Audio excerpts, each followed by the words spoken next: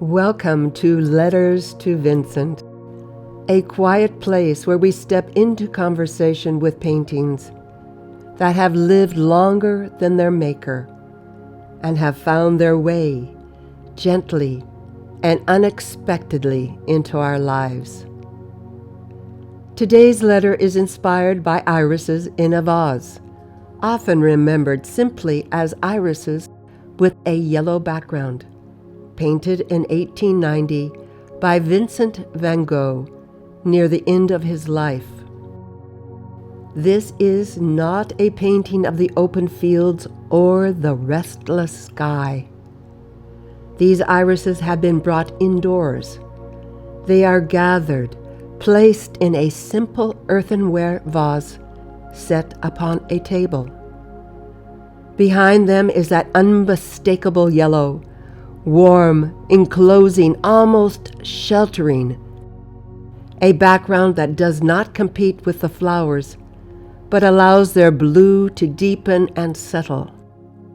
The irises lean, overlap, unfold unevenly. Some stand upright, others bend or drift downward, as flowers do when they are allowed to be themselves. This is a painting that understands rooms. It does not announce itself, it waits. A friend of mine, Liz, a writer, shared this painting with me recently. She told me she once gave a print of the painting to her parents as a Christmas gift. That detail has stayed with me. Not a museum, not a gallery wall, but a home, a place of ordinary days, familiar light and seasons passing almost unnoticed, with these irises quietly keeping company. And so, this letter is not only from me. Dear Vincent, you painted these irises knowing they would fade. You understood that flowers do not promise permanence, only presence, only now.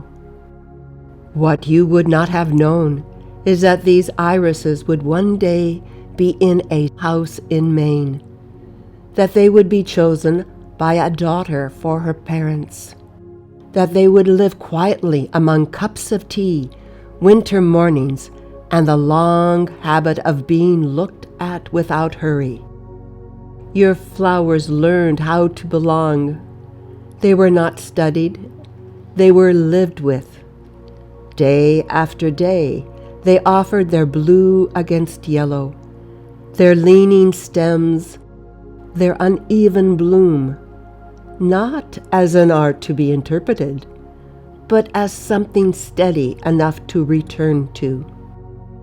Perhaps this is what you hoped for, even if you never said it aloud, that what you made might one day keep someone company, not loudly, not famously, but faithfully. Your irises did not ask to be understood. They only asked to be seen, and they were. With gratitude for what you set into motion, and for the quiet lives your work has gone on to live. Thank you, Vincent. Rebecca. This letter reminds me that art does not end when it is finished. It continues in homes, in memories, in the stories people carry without realizing they are holding something precious. Thank you for joining me in Letters to Vincent. Until the next letter.